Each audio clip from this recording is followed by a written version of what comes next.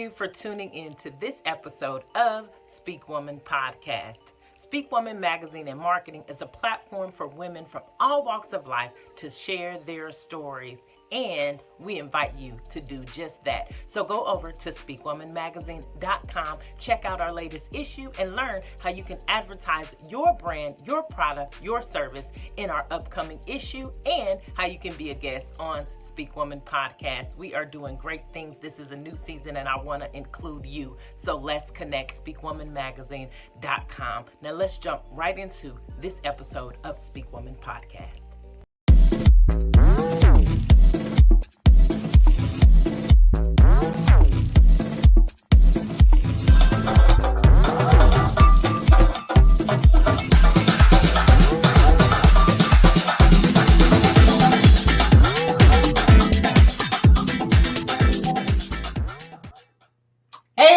This is Shonda Campbell. I'm founder of Speak Woman Magazine and Marketing. I'm here to have a good old conversation with some fabulous people that are the cast and creative team of an award-winning stage play. And I know that you would want to be in the place. So let's jump right into the conversation. First, I'm going to bring up the executive producer of this amazing stage play. This is an encore, and this executive producer, she is putting the wheels on it, and she is making it roll. So I'm excited for you to get to know her, to connect with her, and come on out to this amazing stage play, the RONA.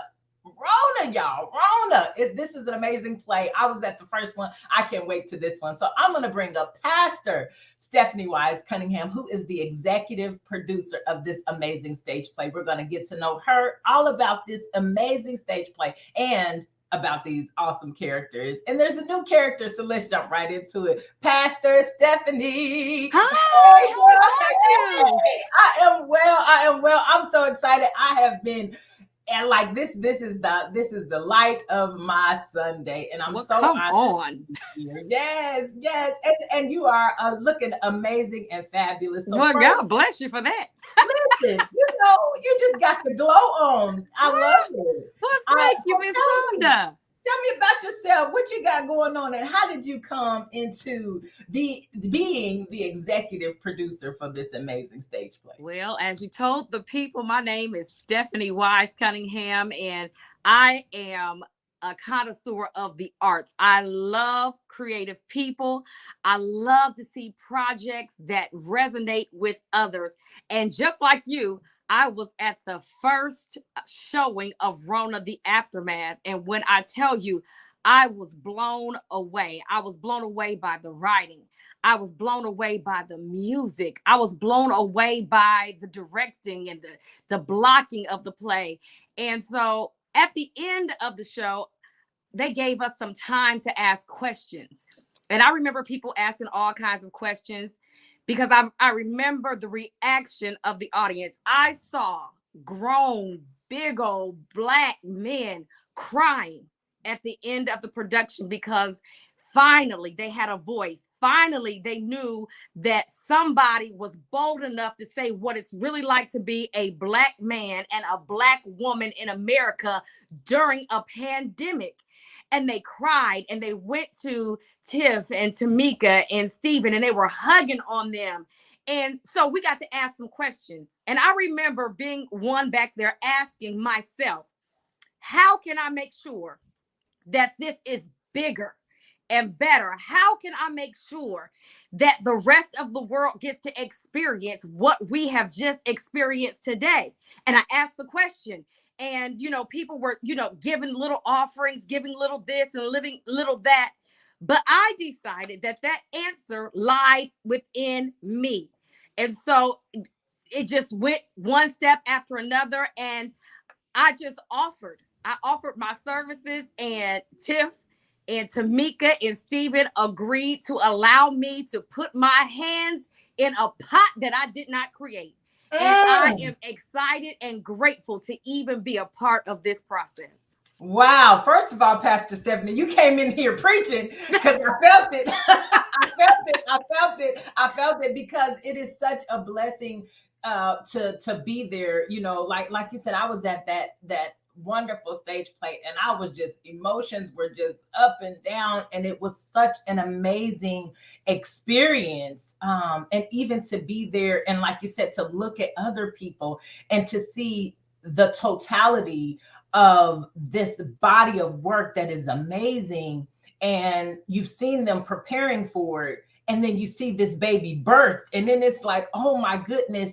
And there are people that would just hand clap, hug, but you said, no, let me come in and take it to the next level. So Yes. that says something about you, because you saw something in this amazing stage play and you wanted it to continue and to grow, and so you sold into it. So that's amazing. That says something about who you are, to help this stage play come to an encore, and this time it's bigger and it's even better. I don't know That's how right. it can get better, Right. than the first. You know, I don't want to go too far, but I didn't know how it could get better either. And then they turn around and write another character to bridge the gap.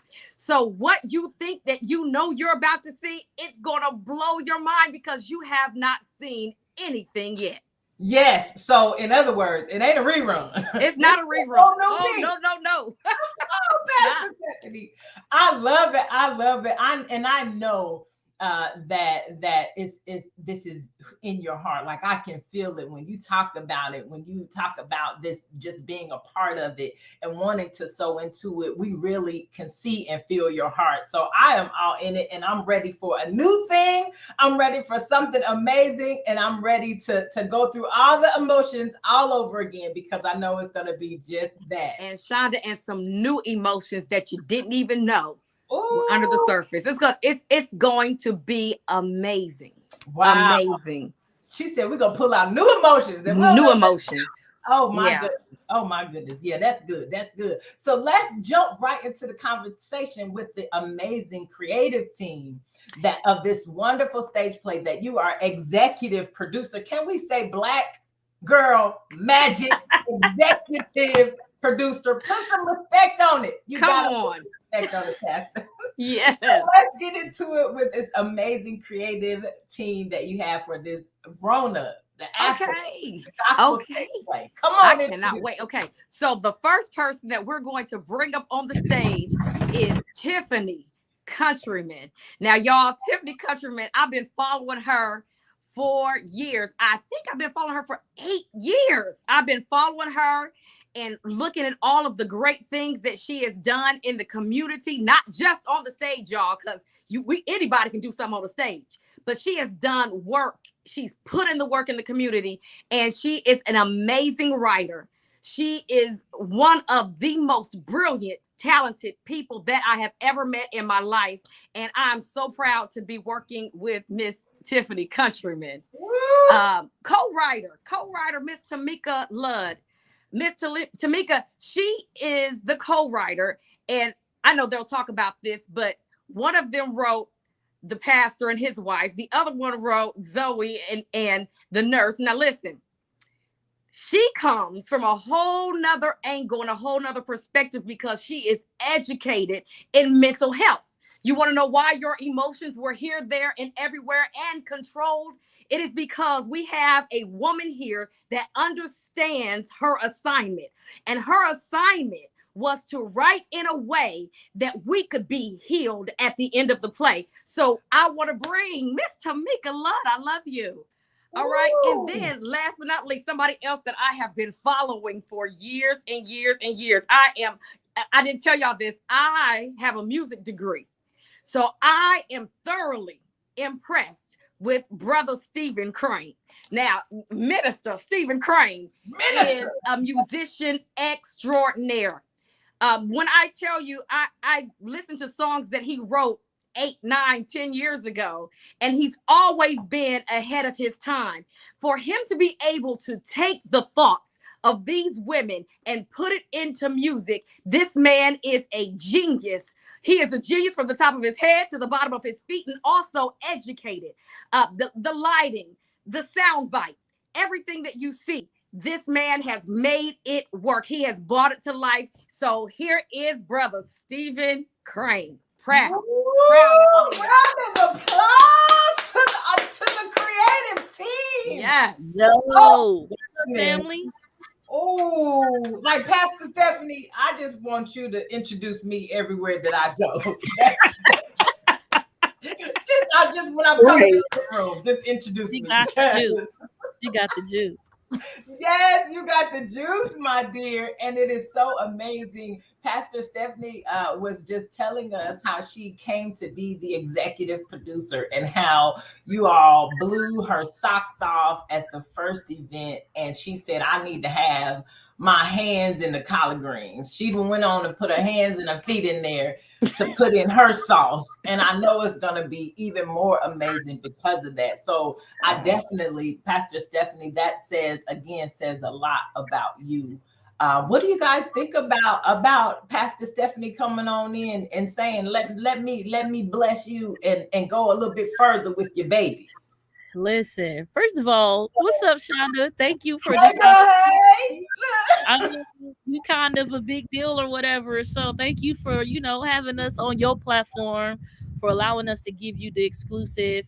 And when my mama, Pastor Stephanie, was talking, I was kind of like tearing up because, it feels good to hear what people that know you, know you.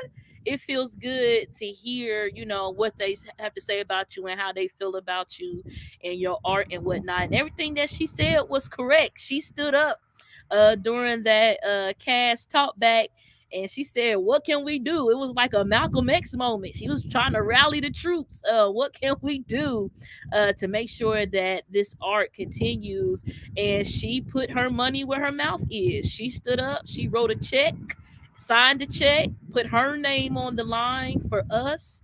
I'm getting emotional thinking about it, but she put her name and her money on the line for us. And I'm appreciative. I'm sure Tanique and Steven are, and they'll say their words. But thank you for believing in the art and for trusting us to give you a great show. God bless. God bless. Tamika, when she said, and I like that, Tiff, you said, a lot of people, the words of encouragement that says a lot, and it is appreciative. You are, I know you're appreciative of that, but it says something else when somebody is willing to write a check and say, I believe you not only with my words, but let me also help you out with the resources to take this to the next level. And that is an investment. I know Pastor Stephanie saw it as an investment, but it's not everybody, Pastor Stephanie, that will come in and make that investment in their community, to their spiritual daughters, to people that are doing great things, especially this is an all Black cast. And so for you to come in and put the money behind it, we say we want Black media, we say we want creative spaces for Black people, but not many people put their money behind it. And so that says something, again, big about you, Pastor Stephanie. Tamika, what do you think about Pastor Stephanie saying, come on in here, let me bless you real quick? And that's exactly what it was. It's a blessing to have somebody, just come in and believe in something that you've done. Being an artist, I'm new at this artistry thing. Like Pastor Stephanie said, I'm more behind the scenes. I'm a mental health professional, so this artist thing is new to me. But I know a lot of people who are in this lane, and a lot of people go unnoticed. They with you for a second, and then it's like, oh, that was great, that was great performance, all right, thank you for thank you for my emotions at that moment, thank you for my laughter, thank you for whatever, and then they go about their business. But to have somebody say, hey, I believe in this and I believe that there's more for it, that's a special thing. And it's like, wow, for somebody to actually do the footwork and literally put their money where their mouth is, and to help us see this through to another level, has been absolutely amazing. Yes, and like Pastor Stephanie, she talked about you controlling our emotions, and I felt that, Pastor. I felt that there were so many times, like you are dealing with some sensitive topics. You're dealing with some heavy stuff, and you when you're watching it, the first one, and I know you did the same thing to another degree in this show, that you're not being re-traumatized. You are feeling the emotion, but you're not being re-traumatized, and it's not you're not walking out of there broken or triggered in any sort of way. So the way that you mastered the writing of these characters, it says a lot about you and your professional background and the care that you took. So I definitely agree, Pastor Stephanie, that the emotions are there, but they are controlled, and you can tell that thought and prayer went into this. And so definitely hats off to you, sis. I know you do amazing work, and I know you like behind the scenes. So we like put all the light on Tamika. I love it. I love it. And Pastor Steve, like, okay, so I've been to so many churches and events and situations, and you got me sweating and just doing a whole aerobic situation, and it's all to original music, and you are so talented, and this, you can tell that your footprint is on this show. First, tell us about how you feel about Pastor Stephanie coming in and being the executive producer. Thank you again for having me, and great to meet you as well. But Pastor Stephanie is just a godsend. She's an amazing woman. She's an amazing pastor, leader. And I wasn't surprised, because that's her nature. Her nature is to support and do whatever she can to help your vision, your dream come to pass. And she said time and time again of how she wanted to just make sure that we have everything we needed. And she was, someone that was just invested. And I appreciate that type of person. I appreciate the gift that's on her. And I think what we're doing now, and what we're able to do, and how we're able to present this even at a higher level, is a testament. She's part of the reason, that we can do this, and that we can make sure that we give the audience something that they can really hold to and take home with them, And so I appreciate her more than anything. And we'll get into what that take is, but I appreciate her very much. Yeah, absolutely. So Pastor Stephanie, we're gonna appreciate you throughout the entire conversation, because it says something about you and about the calling on your life to be an executive producer. I just can't say that enough. Executive producer of the stage play, the RONA, the Aftermath, a gospel stage play, the Encore. This is because you decided to step up. And so we definitely got to show you love. And I love all the flowers that are being thrown at you. And I hope you receive them, because you deserve it. You deserve it. I love it. And I'm excited. So I know you guys have added some awesome things to this amazing stage play. And so I definitely want to get to know the creative crew a little bit more, and also the new additions that you all have brought to this amazing stage play. So Minister Stephen, tell us, okay, so first of all of the music is originally written by you. How, Sway? How you do that? How? Tell us. Let me tell you, it was a struggle at first, just to really figure out how I can make sure that I get across the message that these two ladies have birthed, and that I make sure that it relates in music. And it's me and my co-writer, my producer, Edward Drain, who helped me create the music. And and without us two figuring out some things, I mean, it just worked itself out. But yeah, so we have a few songs, and that is part of the play. One song that speaks to the wives, and how they are, just trying to figure out life in this situation with this pandemic. And the one thing that I believe is something that center into their hearts, that they can go to, is praying to God.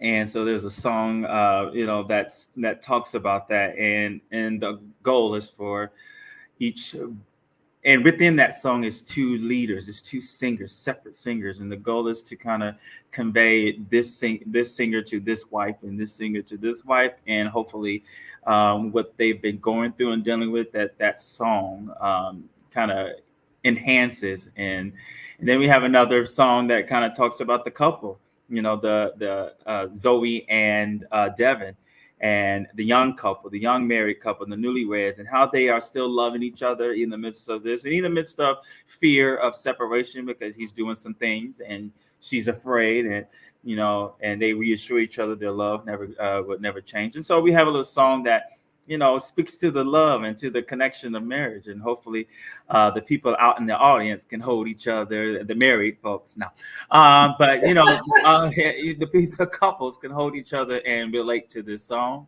And there's just so many more things that's a part of this. And like I said, this could not be done without the genius writing that they have, and me wanting to make sure that I convey their message and the artist, and the cast as well. Yeah. I love that. I love that. So you saying I can't hug and love on nobody because I ain't married. Okay. All right. If you got a boo, you can hold your love. Hold your love. You got All right. I love it. But you are so right, because the music, it is, and the characters and the writing, all of it meshes so well together, and it's like it belongs together. So again, your thoughtfulness about the emotions behind what you're trying to portray, that is, you can feel it through the stage play. And so that is incredible, and for that to come from you just out of your belly, like, that is amazing. That, to me, Tiffany, so tell me, So how you feeling about your co-writer and Steven? What's in your heart? Well, they're amazing people. They're superheroes. They're amazing individuals, individually and collectively. I've been blessed to work with them for years, in the community, in various churches, on various projects. And I was able to see their strengths and their weaknesses before I even had the opportunity to work with them. So I knew exactly, the three of us together would be able to produce something magical, which we did, which is why we're here again.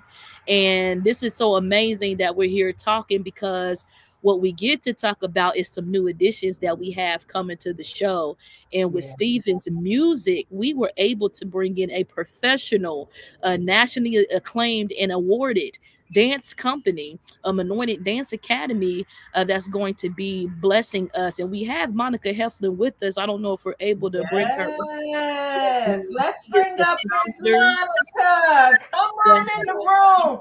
Wait a She's minute, the you said founder and award winning? director.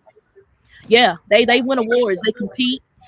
She's the founder and director, and just like Pastor Stephanie, she reached out to me and said, "Let me know what I can do." And when I was revisioning and looking at the encore show, I was like, Monica could bring the girls to dance. It's a resource.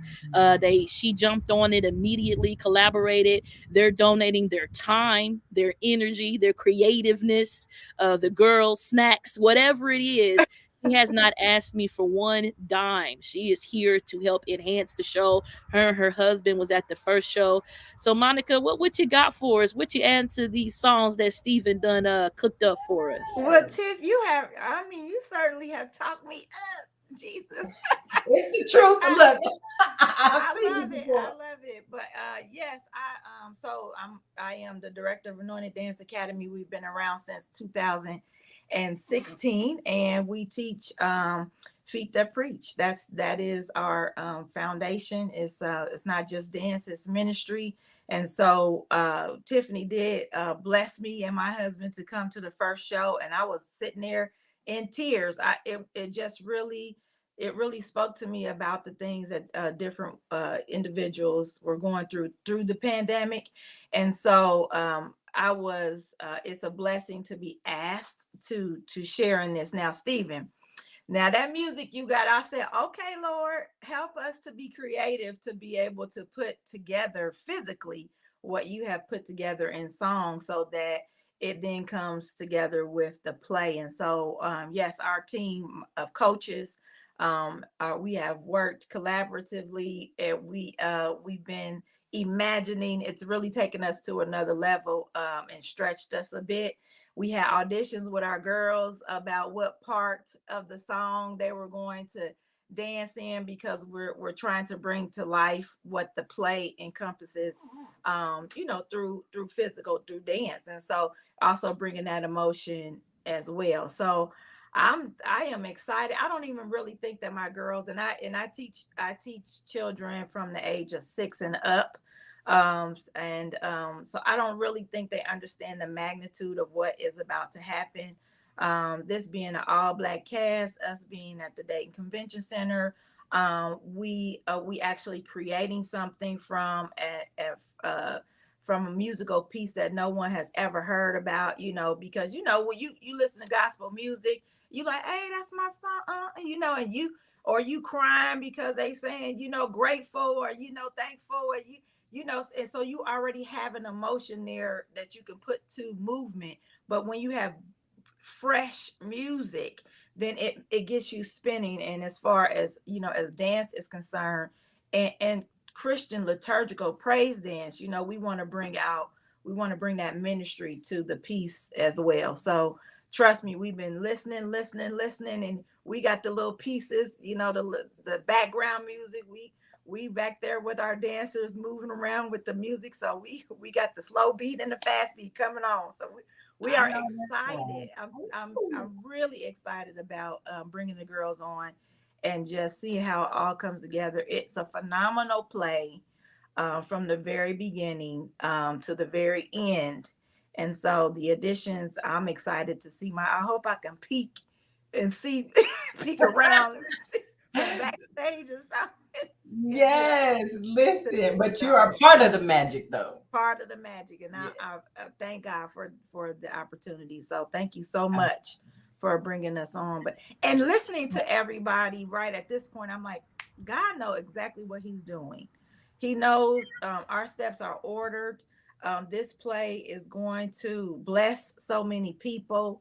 And look at me plugging. If you don't have your ticket, you better hurry and get your ticket. Come on.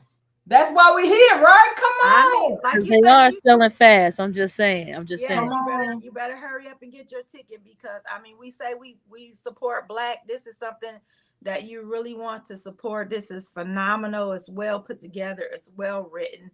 It's very professional, seriously. And so I am just thrilled to be a part. I'm thrilled.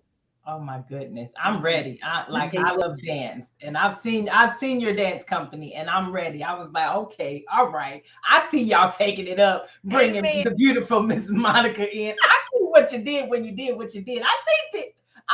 You gotta level up. You gotta level up. Yeah. Now, listen, if I could get out there and do it myself, maybe next play, maybe the next time. You're gonna be on the stage, Monica. You're gonna be on the stage. Be out there. Got a new character. One more new character. I love it. I need a flag. All I need is a flag. Let's get it.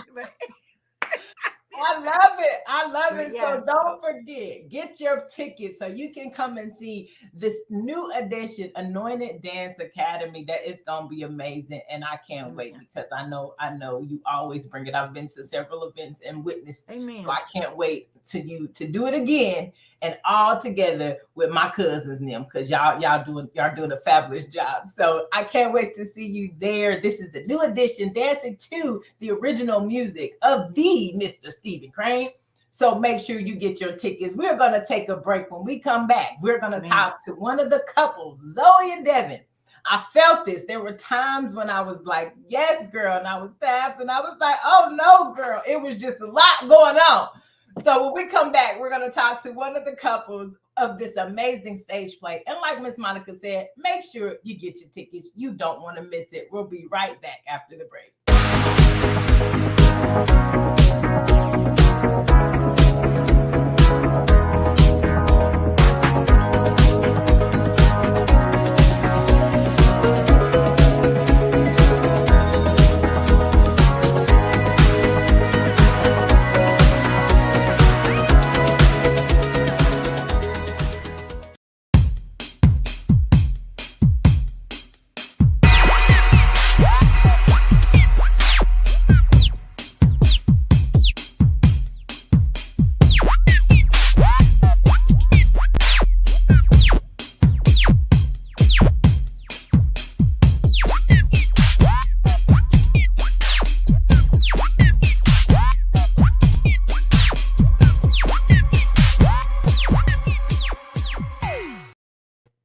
Thank you for hanging with us. We are still here with the amazing crew of RONA, the stage play. We have the executive producer, executive producer, and the creative team. And we've been talking about the new addition. Miss Monica with Anointed Dance Company was just on. So we are going to bring up this first couple because you guys, this couple was amazing. And we got to learn more about them and what we can expect coming up at the RONA, the stage play. Make sure you get your tickets. You still got time, but you don't have a lot of time. So I would do it like right now. So make sure you get the tickets. Make sure you get the tickets. So I will have, Tiff, tell me about this couple. You know Now, what, first Shonda? of all, I'm going to have to throw the mic down to Tamika. that's what I'm about to say, because I know you. Couple. Well, okay, so Tamika, this was you right here with so at the end, and I was on my knee, and it was a lot going on. This not them knees, Tiff, cut it out. This is gospel stage play. This is gospel stage play. Tell me about these characters. They were amazing, and first of all, I mean, they were just beautiful Black people that we are going to meet. But before we meet them, tell me how you created these characters and how well did they fit with the actors and actresses? So Devin and Zoe, of course, we had two couples. So we needed the couples to kind of balance each other, to kind of contrast a little bit. So we have Zoe and Devin are our millennial couple. So they're newlyweds. They're fresh out the box. They're walking into this thing not having any clue as to what's going on. Marriage and pandemic and everything like that. So it was really just about trying to find that contrast, making sure we had two couples that were different.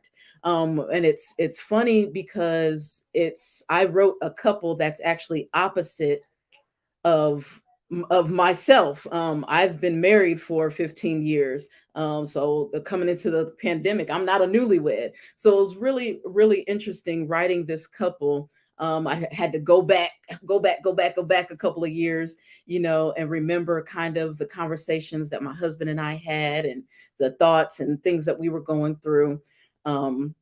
As newlyweds and trying to figure out each other and trying to figure out that space. So it was very interesting. And this is my first time writing. So I really leaned on Tiff and she's like, no, you got it. So I'm like, I have no idea what I'm doing. She's like, no, for real, you got it. So it was really just, trying to think back and remember what it was like to be a newlywed and all those emotions that get caught up and, you don't know what I'm going through. You don't know what I'm going through. We don't know each other. So it was a fun thing to do. It was very, very interesting. Definitely got me out my box. Yes, because you've been married since Jesus was a baby. So I know you had to go all the way back into because y'all probably the same person by now. So that's different. I'm just joking. Yes, but I can tell that you put some thought into this. So let's introduce these characters, these beautiful Black people. Yeah. Zoe, come on up here, Zoe. Come on in the room and look. There's my Devin. Look at them. Y'all look so good. Y'all look so good. First of all, thank you so much for joining me on the podcast. And I feel like I'm fangirling because I was at the first show and I was like, I'm like, the couple was beautiful. You couldn't tell me that y'all wasn't married. Like, I was like, they not married for real. You can tell that you put a lot of your heart into it. So thank you so much for joining me. And let's just start off. We're going to give y'all the floor. Tell me how you felt about coming in and how did you even come to know the role? Oh, okay. I'll start. You said, I'll pass it to my husband first. Look, I have no problems taking the lead in this relationship. So it's been... but it's definitely been a process. And so first I want to go back and say thank you so much for having us here. I'm joining you all the way from the Dominican Republic right now. So if it's a little choppy, please forgive me. But getting to know Devin was a process, but more so getting to know my wife. And so as Tamika said, it was that newness of being married. And so as you have that newness of being married, you're getting to know your significant other. And so even with Rhea and I, who plays Zoe, of course, getting to know one another throughout this process was a process. And just knowing where one another boundaries were as an actor and actress. So it was definitely a process. But I think that somewhere along the line, we found our sweet spot, and it just works. It works that Rhea and I actually have known one another for a little while, but just really been open to what does it feel like to like be married to one another. And she's like, "That's my brother." I'm like, "That's okay, I'm your brother, but you got to come close on this part." So it's figuring out all of those pieces, but it's been a wonderful process for me nonetheless. Wow. Oh wow. Yeah, that's gotta be, you gotta go into your actress mode to be like, okay, let me hug my brother like this. Miss Rhea, Zoe, tell us, how did you come into the role and what was it like to become the Miss Zoe, because you played that role, sis. Like, I know you're gonna bring something else new this time, but like and I was like, come on, Black girl magic. Like, come on, range of emotions. And skill. Come on, come through. How did you feel about it? And how did you become a part of this amazing stage play? Okay, so I also want to say, thank you for having us. It's always fun to hear from everyone else and share everybody else's perspective and see how sometimes that correlates with the things that you think about that you don't speak on. So I would say, how did I get to this place? It's a journey, and it's still a journey, because naturally I am not this overly affectionate person, and anybody who knows me can attest to that. So apparently I guess newlyweds are like extra affectionate. I don't know, I'm not one yet. So I think that's been the hardest part, and that's why Kenton was like, you gotta come in close, you actually have to touch my back, go ahead and touch my leg. And I'm like, okay. So that was hard. I think the greatest part about Zoe is what I love is there's pieces of her that are who I am, Rhea, as a person. So she loves God. I love God, but I like to have fun. I have the balance. I love to have fun. I love to dance, all kinds of dance, not just praise dance with a flag or anything like that. I just love dance. So salsa, all of that stuff. So I think those pieces just kind of, I have to pull from different areas of my life and bring those in. Yes, I can imagine. He said, you gotta rub my back now. You gotta be my wife now. I love it. I love it. And so how did you develop that? Because all of the things that you all have to work through, on the stage, it looks like y'all married. It looks, you all have embodied the characters. What things have helped during the rehearsals, and also, what is your favorite line of your character? So look, I already got my line from you, Mr. Kenton, because that you like that role of. I'm gonna let you answer the question first, but I got another one for you. Come on. How did you feel? And what is your favorite? I'm so interested in hearing what this line is that you enjoy so much. And it's so funny because, each time you do the play, there's a little bit of ad-libbing, and then there's a little bit of stuff that you just feel in that moment that you give. And so I'm trying to think of what my favorite line would be. I should say all of them since Tamika wrote them, but I'll come back to that. How did I get more so into the character? So as you guys, well, some people may or may not know, I'm a nurse. And this is at the beginning of the pandemic. And I love what I do. I love being that civil servant, going into the community. I love what I do, helping people. But I also am very deeply in love with my wife. And so preparing for this part, there are a range of emotions that must be displayed, to which I want to make sure I was doing a good job at bringing some honor to the words that were written on the page, and then also making it a good show for those people who came to see a show, because they pay their money, and when we pay our money, we want what we pay for it. And so I did a little research. I had friends that are nurses in the pandemic, so I had conversations with them. What did you feel? Tell me about the first day you heard about the virus. Let me know some of the chatter that was going around in the hospital type of deal. And so I did a little bit of research on that. And then also I had disconnected myself from all of the like the George Floyd stuff that was going on. And so in order to make that emotion real, I had to reconnect myself to that.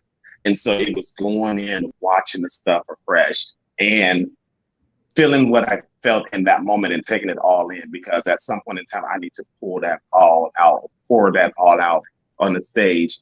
And so that was part of the process. Favorite line, because I'll go on forever, that my wife, won't have much time to talk. My favorite line, I still don't know right now. Like I said, I love them all. I love the work that was done, and I can't just pull out one line. And then, to be honest with you, I kind of mock everyone else's line in practice, so it may not even be one of my lines that's my favorite. It may be somebody else's. You can sit up there watching the show. I love it. Yes. I love it. That means it's good. I do. Yeah, I love it. And that you handled when you're talking about and I know you are a Black man, and the emotions that you expressed were genuine because you lived it every single day, and we felt that emotion. We felt the strength in not even the lines, but just in your demeanor and your motion, the way that you work the stage. Like, we felt everything. You embodied the character totally. We saw Devin, and so that you did an excellent job of that. So whatever process that you went through, it definitely showed that you really took some thought and you took this role serious. It definitely showed. Miss Zoe, how did you come into becoming this? How did you turn it off and on? With okay, all right, showtime. I'm Zoe right now. I'm embodying this character. And what is your line? Either and that was good for Kenton. It could be your line or anybody's line. What is your favorite line? One of your favorite lines, because I know you have many. How did you embody the role? Okay, so I would say that I embodied the role because I just really actually dived head first. I became her. Like, she is who I am. That is my alias now. So we are sisters. We are best friends. We are twins. We are enemies. We're enemies when the other side has to, make me stretch a little bit, However, I would say that is one of the hardest things with acting sometimes, and just in life, is, we've gone through things in our lives, and we know how we felt in the middle of it. But there comes a time when we're on the other side of that mountain.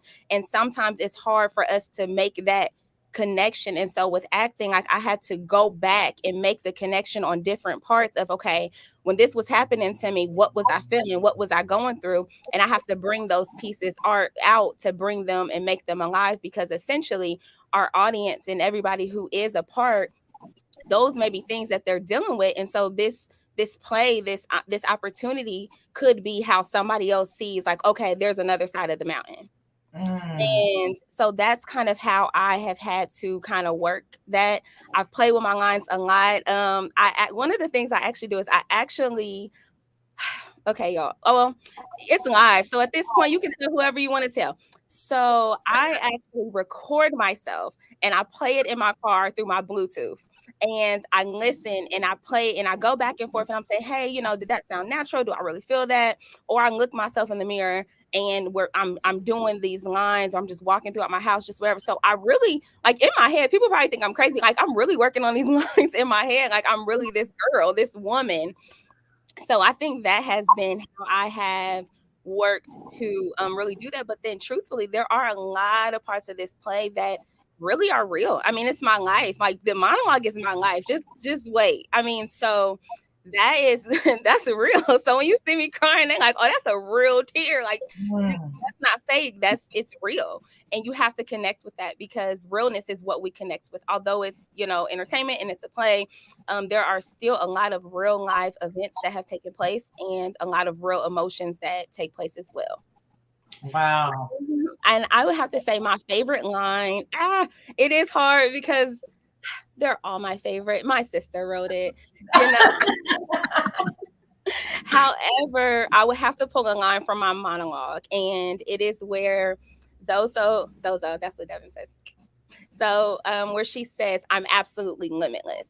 And I have actually adopted that as my mantra and as one of my affirmations for my life, because I am limitless. I cook, I'm a mom, I am about to launch something different with my business. I'm acting, I do all kinds of different things. And I thought about it like, wait a minute, like, what box? Like, no, I'm going to do it all, and I can do it all. And so that is the part, I'm limitless. And so that is one line that I hope that everybody just takes, and they begin to make a list of those ideas and passions and dreams. And you just say, you know what, I can do this, I can do this, I can do that. Get with Tiff for, a strategy for PR. And then after that, go. Hold on, pause. She said, get with Tiff for the strategy, for the PR, because ministry is me. I just need to throw my sister business in there. Hello. She does faith-based event planning. So I heard you. We heard you. We're going to put some respect on your sister's name, because she did a phenomenal job. And I know she feels the same about you. What you guys feel about these two amazing characters? And what is one highlight of this couple from rehearsal that just made you fall out? We got to know. Give us some tea. Let me get my cup. I'm ready for the tea. What happened at rehearsal? What had happened? Well, first, let's hear what Pastor Stephanie has to say about her cast, and then we'll go into rehearsals. See what's out. Lord, wait a minute. Don't do it to me. Don't do it to me. I am absolutely in love with the both of them. I'm like you, Miss Shonda. When I saw their performance the first time around, I knew they wasn't married. But by the end, you couldn't tell me they were not. That's how dedicated and committed to their characters that they are. Like, even now, you can hear my husband and, my wife. You're like, how can you be that committed? And it has to be a God thing. Now with Rhea, I mean, personally, I go around collecting children. So now Rhea is another one of my daughters who I absolutely am so proud of, that I could just spontaneously combust. And for Kenton is let me tell y'all something.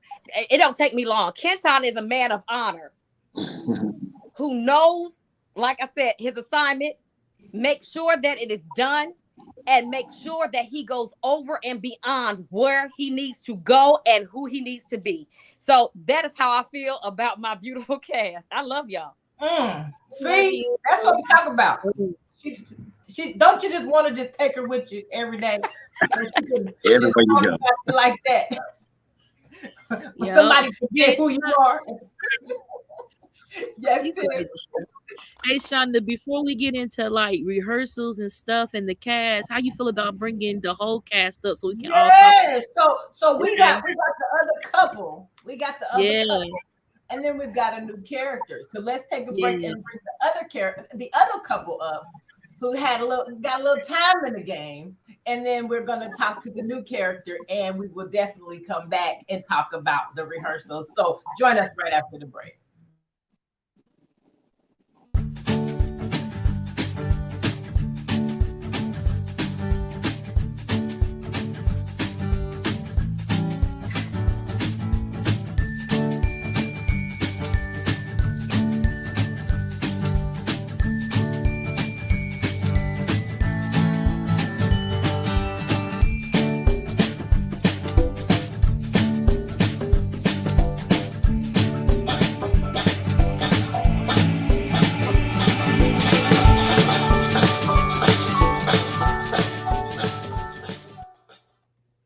we are back with our next couple of this amazing stage play, the Rona.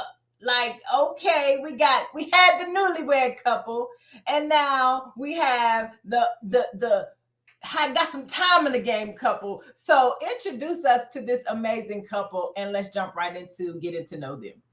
Oh my. I must say that this is my favorite couple in this show, primarily because I created and wrote these people, right? Lady Pastor Howard and Lady Mahogany are a married couple. They've been married for 15 years. They have gotten into the rotation of life, the daily ins and outs, the coming and going. Pastor Howard is a military man as well as a pastor of a church, and Lady Mahogany is a school teacher as well as the first lady of the church. So they're going to give us information from the military side, from the school side, from the church side. And what we're going to see with their marriage is what happens when distance becomes the enemy. What happens when they grow but don't know one another, when they grow but grow apart, and when a pastor or a man, for example, that takes their work very seriously, puts that before their own wife or their family, not on purpose. It just ends up happening. But what the pandemic did was brought a lot of things to light with the Howards, and you'll be able to see that play across stage on April 23rd at the Day Convention Center. God bless you. Hey, So and make sure you get your tickets. with your tickets. Crystal is Lady Mahogany. She was with us for the first production cycle, did an awesome job. She is a part of the reason why we have an encore show. She played Lady Mahogany. She created Lady Mahogany. I actually wrote the part for Crystal. I had Crystal in mind, which is why I wasn't hesitant to call her myself and ask her to come back for this show. And then we have my favorite actor, and I'm not ashamed to say it, Mr. Marcus Anthony Johnson. He has been in every single one of my stage plays, all four of them, including the musical. He has been in, and I reached out to him as well and said, "Hey, Marcus, we're doing an encore of this show. I would love to have you play this part." And I know he doesn't like being typecast because he played a pastor in another one of my shows, but I just knew that he would bring the flavor and the salt and pepper and the Lowrys that Pastor Howard needed. And I present to you all Pastor and Lady Howard. Woo!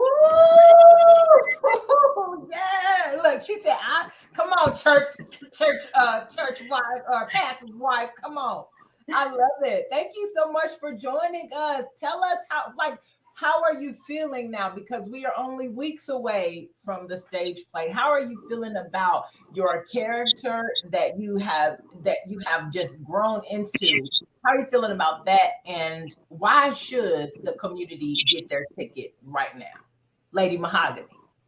I am excited. I am so excited.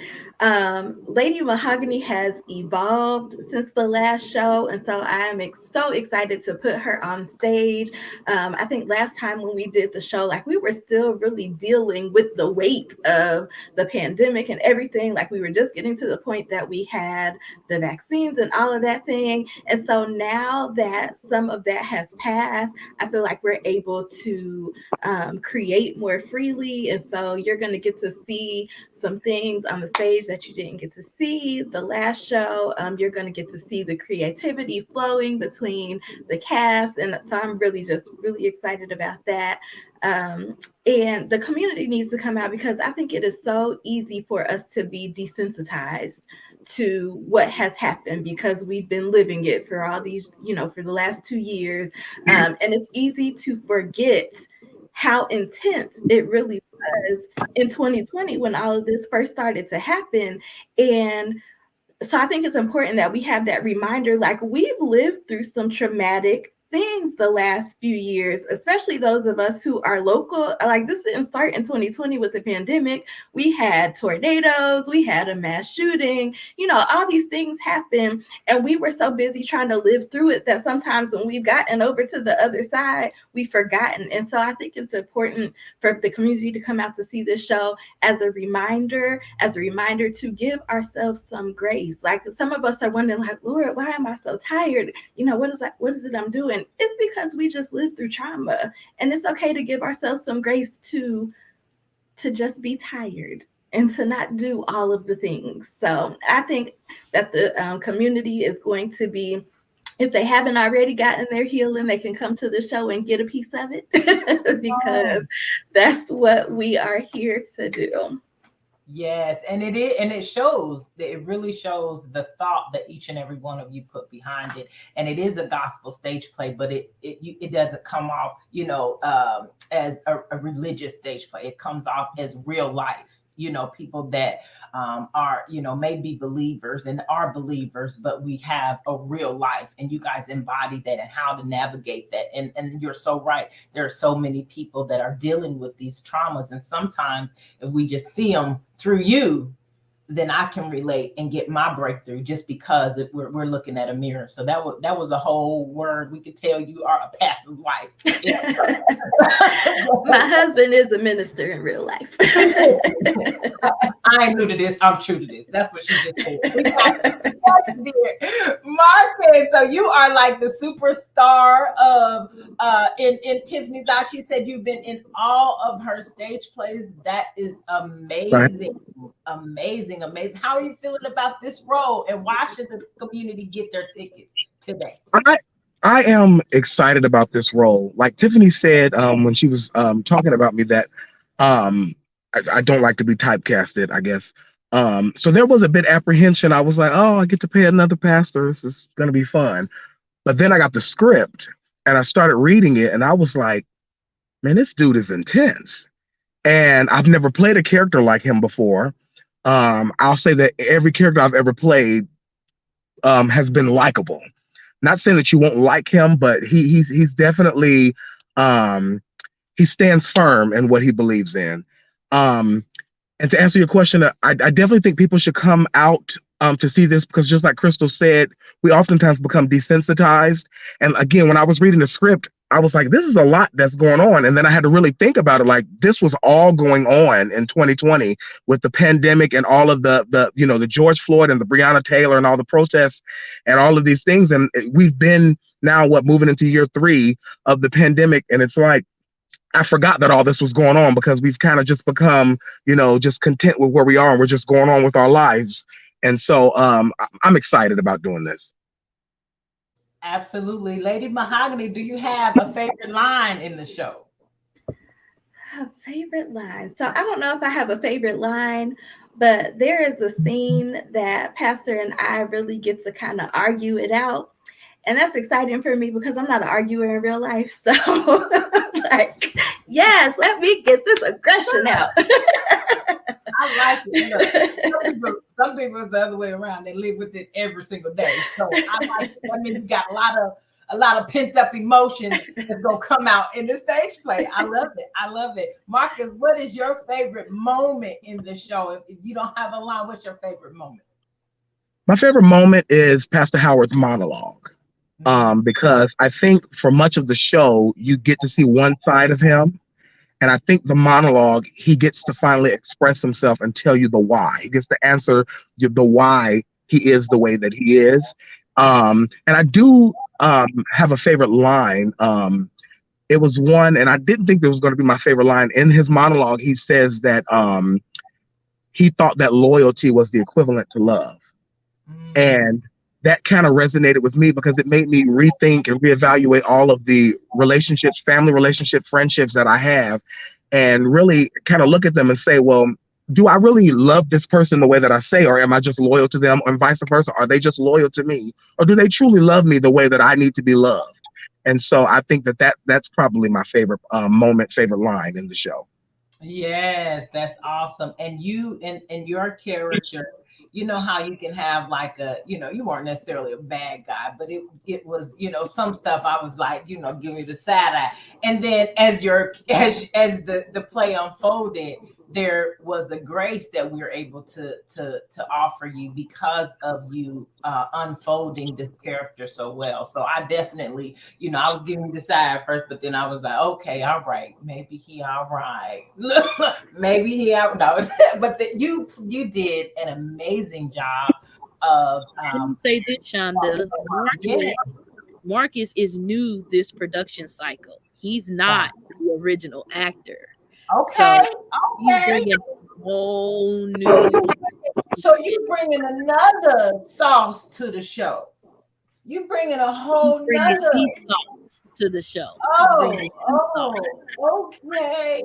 So you don't put your foot in the collard greens too. So we got the executive, and then we got Marcus is putting his foot in the collard greens. Yeah, this gonna be some soul food for real. I love it, and I can't wait. I can't wait. And there is a new character that is I'm just so excited to get to know about. So let's get to know the new character right after the break, and then we will bring on the entire cast and we're gonna talk it out. And again, we're gonna support this all Black cast of this amazing stage play. We want great Black media. Let's support great Black media. So we'll meet the new character right after this.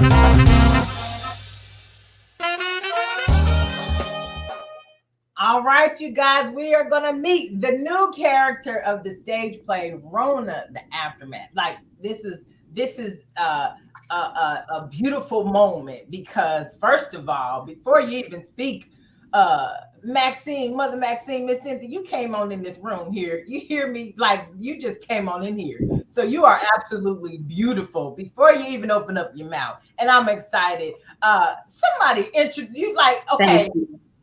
Pastor Stephanie, like you are the intro queen. So come on and introduce us to this new character. Okay, so Shonda, this is actually my sister. Yes, she's actually my sister. And so, I mean, I could go on and on and on about her. One thing that I know, Tiff was asking me about her before she joined the cast. And she asked me, I'm flat out tell y'all, she said, can she do it? And I told Tiff that Cindy will do just what you want her to do, just like you tell her to do it. When you tell her to stand here, she gonna stand here. If you tell her to say it like this, she's going to say it exactly like that. Cindy is one of the most unique people that I have ever met in my entire life because, first of all, she is the nicest woman I've ever met. Number two, she lacks what most people have that causes them to be held back in life. She lacks an ego that will try to override the vision of whoever is in charge. She is the most humble. She sits back and she watches, she repeats, she gives it back to you just like you've given it to her. And she is going to bring the fire to this play. It's y'all not gonna be the same after you see it. Y'all will never be the same after you see my sister, Miss Cynthia Rigel, in the role of Mother Maxine Morris. I love you. Wow, thank you so much. I just gotta take my mic off and clap out loud for this one. Let me say this. I was about to dance. Listen. What she lacks is ego. Hallelujah. Thank you, Lord. Right. Let me say this, Shonda, before you start talking to Mother Maxine Morris. This Mother Maxine Morris, I want to go on public record and say that Mother Maxine Morris is my greatest work yet. Mother Maxine Morris is the only character that I sketched, wrote, developed, and directed myself. And it's such a blessing because I call Pastor Stephanie mama, so I call her Amy, that we work together to birth Mother Maxine. And for this to be my first holistic experience as a creative director, I mean, I'm in awe. She has exceeded my expectations, even as I wrote the character. Usually I write a pristine, perfect character, but Amy has exceeded what I thought. She brought the scripture to life exceedingly abundantly above all I could ever ask or think. So the best addition to this show is Mother Maxine Morris, and we'll hear from her and we'll hear more on why. Shonda. Wow. Wow. I'm like, okay, I'm ready. All right. I'm Showtime ready. I got my good clothes on so I can see this beautiful black woman embodying this character. Thank you so much, Miss Cynthia. Tell me about how you okay, y'all family, but what made you say yes? Well, first of all, I want to thank everybody. I want to thank my sister for that wonderful introduction that she gave. And also, I just want to thank Tiffany because she is a wonderful, wonderful director. So, you know what? I always wanted to do things like this, but naturally, I am an introverted person. So I have been in Dayton since 2012, and I've said that I've wanted to be a part of something, but I've never really reached out to anybody to do this. And one day I did pour my heart out to Tiffany to let her know. So I had the opportunity to audition for this play, and at the time I had other things to do. So I said, well, I'm busy packing, so I'll just audition on the next one. So she came to me and said, hey, Amy, would you like to be an understudy for this play? And I'm like, okay. I said, but give me my script really quickly because I'm slow to catch on. So she gave it to me. And so I was coming in as an understudy, and then, the show, of course, you already know, got postponed. And then she said, well, Amy, I wrote a part just for you. Is that something you're willing to do? So without hesitation, I said yes, but I'm just so grateful that she took a chance on me, because I said I could have been totally terrible, but but she took a chance on me, and I really had the opportunity to grow through this experience. So that's what made me say yes. Wow. And so I know that there's a glue aspect to this character. What is it that you're adding to the show that wasn't there previously? Okay, yeah. So actually, Mother Maxine Morris is the person who bridges the gap between 2020 and 2021. So she brings everything up that's current. So yes, there are times in there where she talks about things that's related to the vaccines, which weren't present in the original presentation, and this the guilty verdicts, that happened, in between that time, with Derek Chauvin and Kim Potter and William Rodney Bryant and those McMichael, Travis and Gregory. So that's something that she really is bringing to the table that's different from the previous show. Wow. So you guys are incorporating what's going on real time in real life today. Yes. That's powerful. So I definitely want to bring up the cast because as Mother Maxine, you mentioned this being talking about what's going on now, and Ken Tom mentioned, kind of turning it off and really not being exposed so his emotions can be there. And with that in mind, and I know with Tamika on board, there's been a lot of thought put into it, but I definitely would like to ask, how has this impacted everyone's mental health? Like, talking about these topics, talking about, COVID and the pandemic and all of that. And it really does have an impact on what you are, these are characters, but we are all Black people living this experience every single day. So I definitely would like to bring everybody on and really talk about the funny stuff that may have happened at rehearsal and all of that, but also the importance of you as a person and how you've navigated your mental health while dealing with such sensitive topics. So we'll take our last break and we'll bring everybody back, and then we will talk about why you would keep on talking about, why you need to get your ticket, why you need to be in the place. This is going to be at the convention center. It's bigger, it's better, and I know it's going to get this event you will not be disappointed.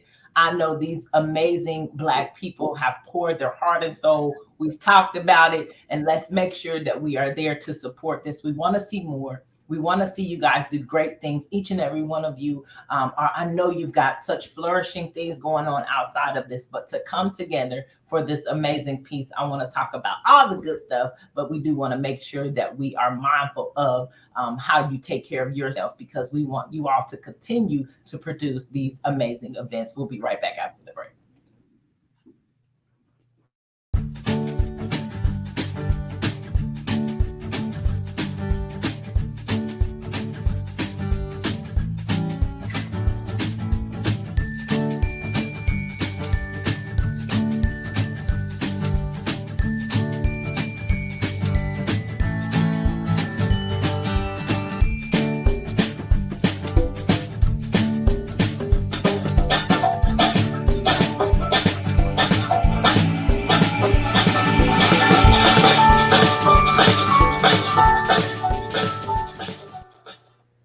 All right, y'all. So we are here. We have had a great conversation, and we are definitely going to continue to support this amazing event. So we just want to first thank you all I thank you for coming on to Speak Woman Podcast to talk about this amazing play.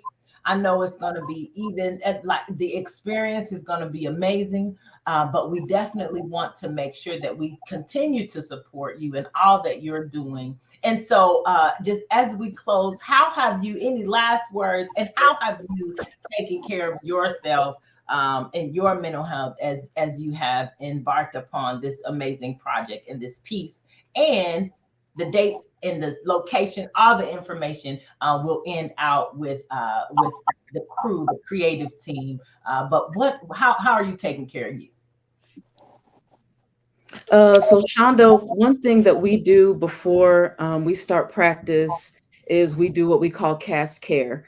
Our practices are in the evening, so everybody's coming from their day, from work, from whatever we've had to do. So what we do is we take a couple of minutes, we do some breathing exercises, we kind of let go of what has happened during the day, so that we're focused.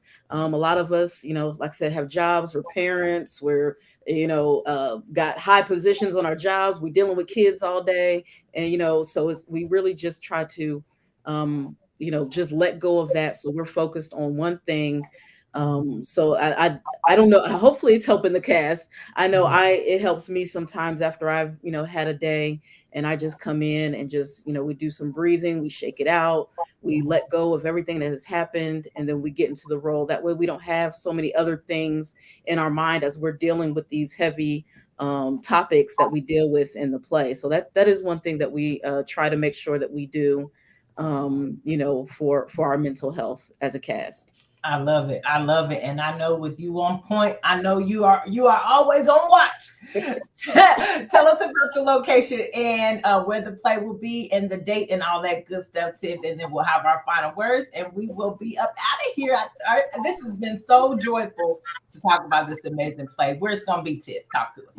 Sure. Real quick, did you want to hear from the cast of their personal did I wanted to give space if anybody else wanted to share anything on their process and how they're dealing with the script in real life, if anybody wanted to share.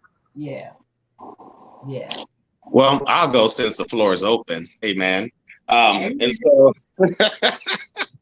what I will say as it relates to real life, I've learned a long time ago to pray and cast my cares. And so on the Father in heaven. And I don't want to be super deep, but it's real to me. It's who I am. It's the fiber of my being. And so as it relates to the things that are going on in this time, I've learned that my hope is built on nothing less.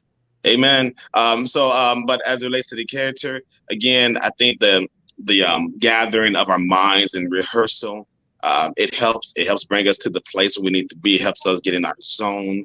It helps us to release the things that we may not have released before we got there in that place. And so that's how I deal with life and with the practice. That's good. Cash to cash. Come on, Yeah. Pastor. Anyone else? How you dealing? As everybody, because I know that breathing and the temperature that Tamika says that says a lot. Any additions to what you're doing to take care of your mental health? I will go. I'll say for me, something that helps me is my job. So I work in the public school system. So I work with children, and I've been working nonstop during the pandemic. You know, we weren't quarantined. We didn't get to, go home. We had no say. My job continued on. And it was frustrating for us in the beginning. But I think for me, knowing that the children that we worked with, they were relying on us to, despite everything that's going on around the world that affects them but doesn't directly affect them because they're innocent and they're young people, that we still have to come in every day happy. We have to still make their life filled with happiness and allow them the space to just be kids. And so in a way that was cathartic for me because I didn't have to worry about all that other stuff because I had a job to do. Wow. I got a job to do. I love it. I love it. So tell us. Men have spoken. Yes, the men have spoken. Men So have how spoken. we need to be in the place. We need to be in the place. Tell us where we need to be. So listen, we're going to be at the Dayton Convention Center on April 23rd. It's a Saturday, a few Saturdays from now. April 23rd at the Dayton Convention Center, downtown Dayton. We have two shows. We have a 2 p.m. show that starts at 2, and that is our matinee COVID safe show. There will be distancing, masks will be required at that show. Then our 6 o'clock experience, that's our traditional theater experience where people gonna be sitting side by side laughing, hee hee ha ha, having a good old time. No mask will be required at that show. You're able to go to ministryisme.com or Eventbrite to purchase your tickets. We're on Ticket Tour right now, so tickets are only $20 if you catch us on tour, or if you hit me up in my inbox, we'll make sure we get you those $20 tickets. But we want everybody to be there because this is an experience that everyone must have, just to keep us grounded and to allow us to continue to remember that we did endure some stuff in 2020, and this play is going to help us stay there. Thank you, Sean, for having us. I know that Tamika and Steven is going to speak. I just want to speak as the director and a co-creator of the show that, first of all, I am so proud of this cast. This cast has endured so much, especially Kenton, Rhea, and Crystal. From the very, very first beginning, the 3 of them decided to ride with us when we were rehearsing on Zoom, when stuff was canceled, when the script wasn't done, when it didn't make sense. So I always want to publicly show my appreciation, especially to those 3, but to everyone, to Annie, Marcus. They came in the second production cycle right before the Delta variant hit, and they were in rehearsals. We got up until 2 weeks before the show time, and they were all in. So I'm so appreciative to all 5 of you because of your time and talent that you have chose to share with me, with Steven and Tamika, and with the city of Dayton on April 23rd. So thank you, Shonda, for having us and allowing us to give you the exclusive, and for talking with the cast who are doing an awesome job in rehearsals and is going to give you all a star-studded encore show on April 23rd. Wow. And I want to interject and add a couple of things, but yes, this cast is amazing. This cast has done everything that we've asked them to, from the blocking, the minimum blocking that we've done, and just been very flexible. And this cast has also ventured into a new, from my understanding, a new thing where they recorded themselves. We got some recording artists as well as some actors. And come on, Zoe. Zoe said, Zoe is amazing. I cannot wait. So just to put this, Tiff, I'm gonna and Tamika, I'm gonna go ahead and pass the step. Go ahead and make this big exclusive announcement that there is going to be a RONA soundtrack to the play. So there is 5 amazing songs that's going to be for sale at the play. And we cannot wait for you guys. So if you love what you hear, you're going to be able to take it home. You're going to be able to take it home and hear some of these songs that were part of the play, as well as you're going to hear a segment of the cast who I believe done such an amazing job. And I think you're going to get a piece of the play in your home, in your car, on your phone. And I'm just so grateful and honored for everyone here, because this could not be done without each and every person on this stream.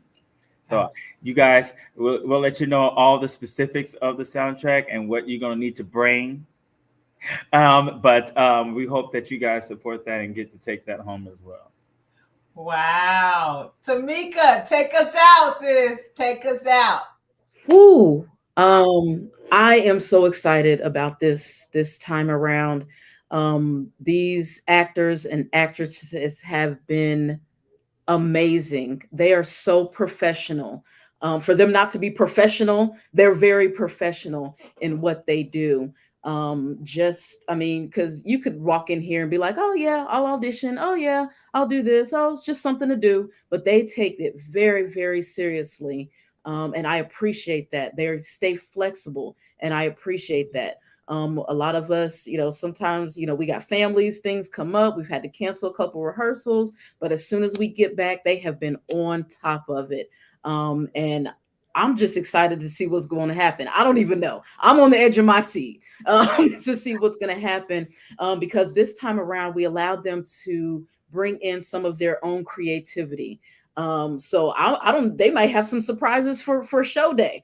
I don't know, but we are here for every second of it. We really want them to embody their character and to bring something new for the community.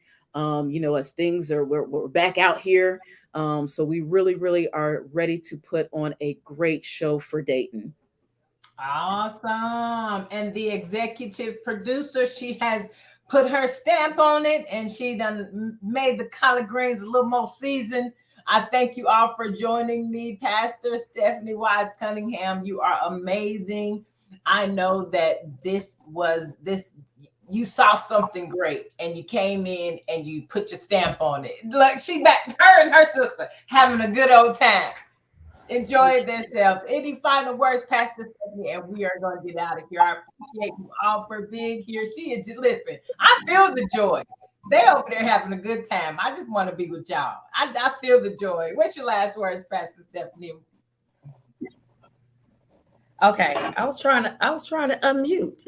Okay, I just want to say that once again, we want to see your face in the place on April 23rd. Look, y'all can come at 2:00. I don't know where your camera is. My face keep going all over the place. Y'all come at 2:00. Where is it? Okay. You can come at 2:00, but I want to see you at 7:00. We want to see y'all at 7:00. We want to bring the energy. We want y'all to buy the $35 tickets. So 6 o'clock, 6 o'clock. $35 tickets. Don't just get a $20 ticket and try to get a discount. Go sow into someone else. The Bible says, give it shall be given unto you. Good measure, pressed down, shaken together, and running over, shall men pour into you pour into her. You pour into hers. Pour into Tamika. Pour into Tiffany. Pour into Stephen. And watch God bless you. That's all I got to say about that. Tithes and offering. That's it. Yeah, let's take it now. Ministryisme.com. Tithes and offering. Pastor Stephanie Wise Cunningham, executive producer, has spoke, and you've been preaching all night, and I appreciate you all for joining me. I'm just excited about it. I know this is just another step in the amazing journeys that you all have, but to come together collectively for the entire creative team, cast, executive producer, everybody to be Black. Y'all making me proud to be Black. And I'm just amazed because we are magical, and you are doing an amazing job. And so we definitely will be in the place for this amazing stage play. Make sure you stay connected with all of these amazing people. Support this cast. Pastor Stephanie, she said it, and we'll leave it there. Join us next time on this episode of Speak Woman Podcast.